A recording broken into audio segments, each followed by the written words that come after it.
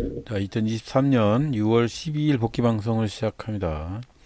자, 오늘은 또 원칙을 지키지 못하고 또 손가락이 근질근질해서 또 오늘은 조금 또 폭망을 했는데, 원칙을 좀 잘 지켜야 되는데 기준을 잡아놓고도 그렇게 하지 못하는 게 언제쯤 바뀔지 모르겠습니다.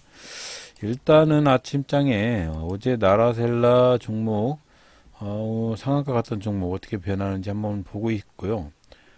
개인적으로 휴맥스를 살려고 했는데, 왜 휴맥스를 살려고 했냐면, 원칙을 따져야 되는데 한번 보면, 제가 기준을 만들어 놓은 좀 그런 법칙이 있어요. 이렇게 이런 화살표에서 매수를 하자라는 취지에서 이렇게 만들어 놓고도 원칙을 지키지 않네요. 도대체. 자, 그래서 오늘은 또 이렇게 디스플레이텍, 요 종목이죠. 디스플레이텍도 괜찮아 보였습니다. 이 디스플레이텍은 어제 이렇게 눌림목이 좀 발생을 하고, 아침장에 9시에는 순매도가 좀 있었지만 9시 1분에는 순매수가 좀 있고, 흐름은 괜찮은 흐름이라 일단은 이 종목을 매수를 했고요. 8,440원에 매수를 하고 기다리고 있는데, 종목 자체가 이렇게 순매수해서 갑자기 또 순매도로 전환이 되는 그런 흐름이 연출이 되었고요. 오늘은 전체적으로 S 트래픽부터 시작을 해서 휴맥스, 디스플레이, 이렇게 전기차 관련 그런 종목들이 슈팅을 하는 걸 보고, 디스플레이 텍도 괜찮은 흐름으로 이어질 가능성이 있어 보인다고 생각을 했는데 그게 또 아니었던 것 같고요. 그 다음에 마니커라는 종목이 슈팅을 해서 6개 관련 종목 중 팜스토리가 또 슈팅을 할 거라고 생각을 했는데 그것도 아니었던 것 같습니다. 그래서 결국은 디스플레이 텍은 원칙에 어긋나는 매매였는데 또 하고 말았습니다. 일단은 제가 매매를 했던 종목 중에는 휴맥스하고 디스플레이 텍을 매수를 하려고 했는데 휴맥스를 매수를 했었어야 되는데, 일단 지켜보다가 매수를 해야 되는 그런 흐름이 먼저 필요할 것 같아요. 일단 이렇게 윗꼬리가 잡히는 부분도 그렇고, 조금 흐름이 너무 일찍 사는 경향이 좀 있다고 생각이 돼서 일단은 앞으로는 조금 지장이 초래하는 부분이 발생을 할 수 있기 때문에 아침에 9시 3분 전에는 매매를 않는 걸로, 그렇게 잘 될지 모르겠습니다. 일단은 디스플레이 텍이 이렇게 흐름이, 제가 8,440원에 매수를 했는데 별로 좋지 않았고, S 트래픽이 19%대에서 갑자기 폭망을 하니까 휴맥스부터 시작을 해서 전체 종목이 하락을 해서 디스플레이 텍도 하락을 했습니다. 그래서 결론적으로 손절을 했는데 이 영상은 별로 볼 영향가가 없는 것 같고, 오늘은 우리 회원님께서 여쭤보신 요 바다 만드는 요런 뭐 벌써 말씀을 드렸던 것 같은데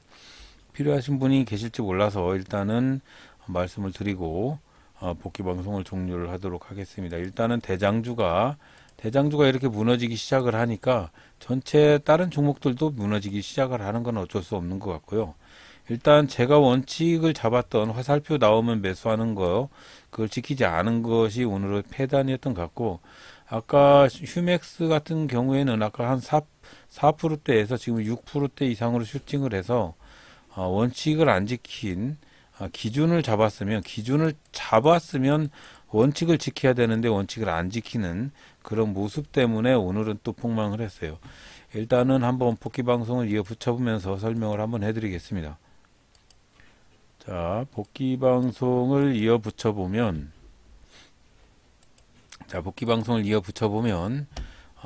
또 오늘 이렇게 2%대 폭망을 해서 결국은 또 마이너스로 돌아갔는데, 꼭 이상하게 이틀 하고 폭망하고 2, 3일 하고 또 폭망하고, 이런 먹고 폭망하는 게 자꾸 꼭 증가를 하는 것 같다는 느낌이에요. 조절을 아직 잘 못하는 것 같고요.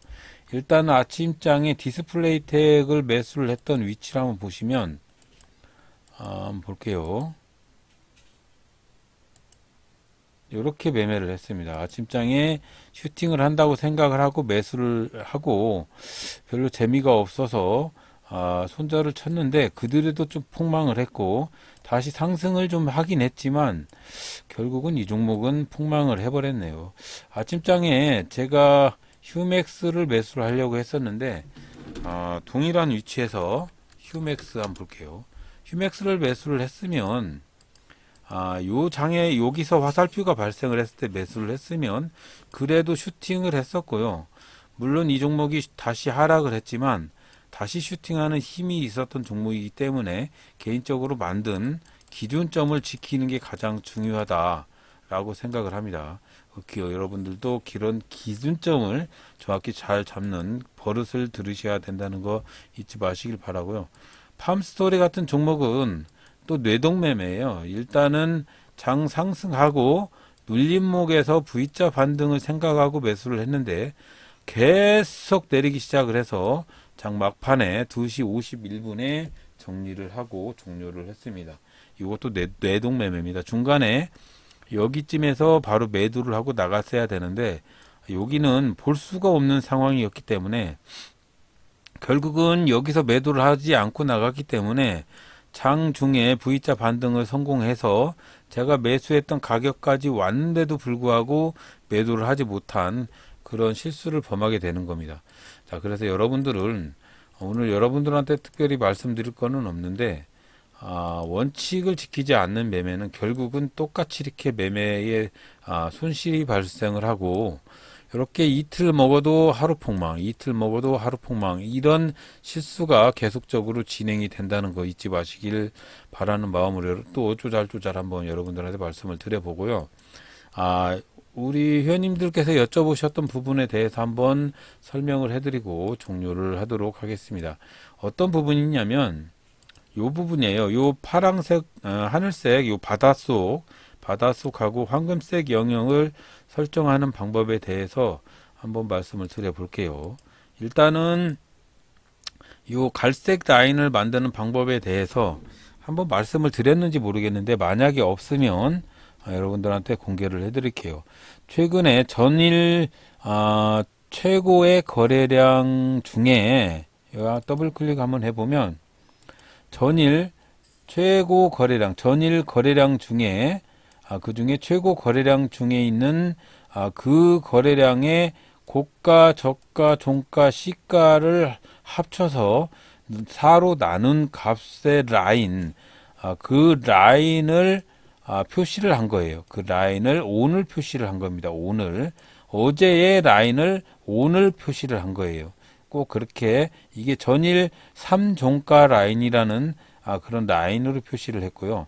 이 수식이 다음 상한가 카페에 있으니까 그대로 가지고 가셔서 어떻게 만드는 거냐면 일단은 만드는 방법은 요 수식이 만약에 다음 상한가 카페에 있으면 복사를 해가지고 여기 차트에서 마우스 오른쪽 버튼을 눌러서 수식 관리자로 들어가셔서 기술적 지표를 클릭을 하시고 여기서 새로 만들기를 클릭을 하신 다음에 아까 다음 상한가 카페에 있다고 하는 이 수식을 붙여 넣으신 다음에 뭐 이름은 제3종가 라인 이렇게 치시면 되고요.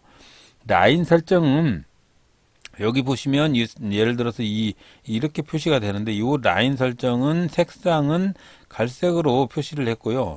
그리고 두께는 한 3포트 정도로 표시를 했고 이 과열 구간을 하늘색으로 표시를 해서 여기를 1값을 넣고 그런 다음에 스케일은 가격이나 이렇게 가격으로 놓고 저장을 누르신 다음에 그런 다음에 불러오기를 해서 여기다가 추가를 하시면 됩니다. 그러면 이렇게 하늘색 라인이 표시가 됩니다. 그렇게 라인을 표시를 하고 여기 이 황금색 영역은 똑같아요. 이거 볼린저 밴드의 라인 중심선 16-2선 16-2선입니다. 지표 조건에 16-2선 16-2선을 스케일 가격으로 해서 라인 설정은 중심선만 이렇게 표시를 한 거고요. 3푸트로 했고요. 과열 구간을 노란색으로 표시를 해서 기준값은 1로 한 겁니다. 다른 거 없어요. 자, 그리고 요 화살표는 따로 뭐 여러분들한테 공개를 해드린 적이 없던 것 같은데 개인적으로 사용하는 화살표고 요렇게 사용을 하고 있는 거라 별로 뭐 중요한 거 아니니까.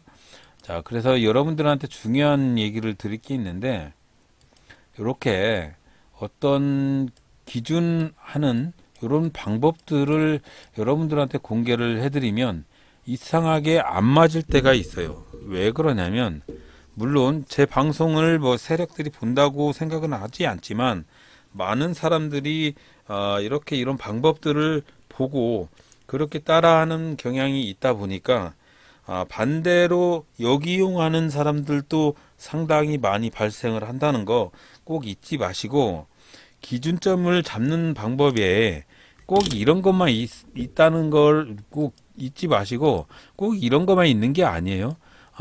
기준점을 잡는 매매 방식은 요거 말고도 수십 수천 가지가 있으니까 나름대로 자기한테 맞는 기준점을 잡으시고 그 기준점 매매에 가급적이면 지키려고 하는 노력이 필요합니다. 지키려고 하는 노력.